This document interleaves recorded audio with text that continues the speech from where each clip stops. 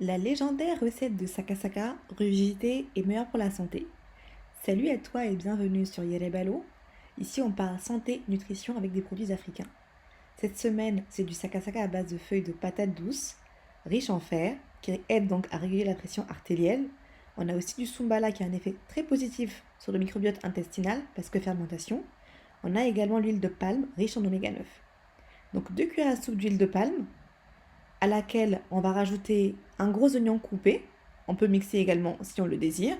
Ce qui est intéressant avec l'huile de palme, c'est que c'est un pot de fumée qui est à 230 degrés, donc assez haut.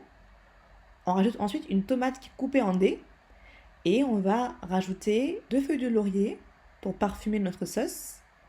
Et après ces 2 feuilles de laurier, on va venir rajouter donc du gros sel et du poivre et on va laisser frémir un tout petit peu. On vient rajouter ensuite un petit morceau de poisson séché, toujours pour le goût. Et cette fois-ci, on rajoute maintenant la cuillère à café de poudre de sumbala. Ce qui est important dans cette sauce, et dans toutes les sauces de manière générale, c'est vraiment de laisser le temps de cuire, de frémir, de mettre de l'eau au fur et à mesure. Donc là, j'ai mis un verre d'eau. Et ensuite de laisser continuer à cuire. Pendant ce temps, je prends mes feuilles de patates douces séchées, que je vais faire revenir un peu plus à l'hydratation avec 1 litre d'eau bouillante.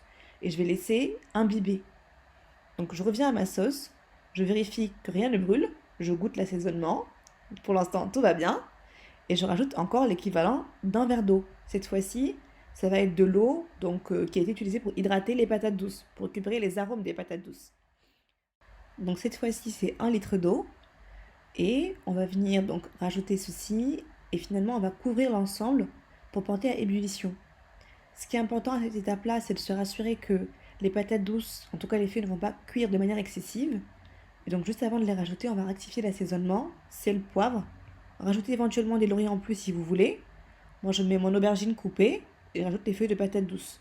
Là on a l'impression que la quantité est beaucoup moins importante parce que ça réduit du fait de l'hydratation. Donc là on va fermer, on va laisser cuire une vingtaine de minutes à feu moyen. Et on rajoute ensuite le poisson fumé tout à la fin, très important parce que c'est déjà cuit, pas besoin de surcuire le poisson. Et d'ailleurs, un mot ici sur le poisson fumé, celui-ci a été fait maison, mais veuillez à le faire ou en tout cas le prendre quelque part où vous êtes sûr qu'il n'y a pas de fumage avec du carton.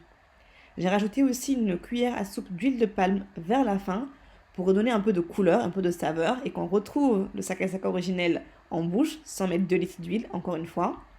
Et là, ensuite, on passe au dressage. Donc, accompagné de riz blanc, le meilleur c'est du riz complet, mais bon, on sait bien que les saveurs classiques c'est du riz blanc. L'important c'est de ne pas en abuser et donc de prendre une quantité qui rassasie sans excéder. Et puis, comme toujours, un peu de décoration. Notre sakasaka est prêt. On peut déguster de préférence à midi parce que ça laisse le temps au corps de digérer. Et pour moi, on se dit à la semaine prochaine. Bon appétit et à une prochaine!